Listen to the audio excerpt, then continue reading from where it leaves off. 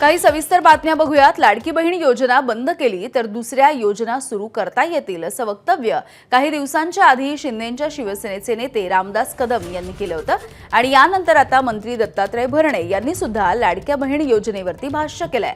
लाडकी बहीण योजनेमुळे शासकीय तिजोरीवरती थोडा ताण आलाय हे मान्य करावं लागेल असं वक्तव्य दत्ता भरणे यांनी केलं आहे।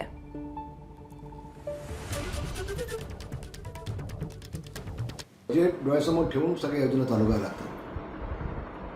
अंतरून बघूनच पाय बसावा लागतो। आज आपण लाडक्या बहिणीचं बजेट पाहिलं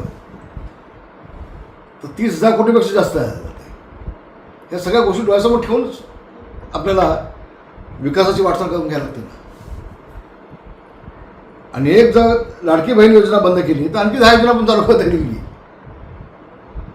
सगळी सोंग करता येतात पण पैशाचं सोंग करता येत नाही ही याची उद्धव ठाकरेंना माहिती नाही। सगळ्या राज्यामध्ये तुम्हाला मी सांगतो हे मान्य केलं पाहिजे।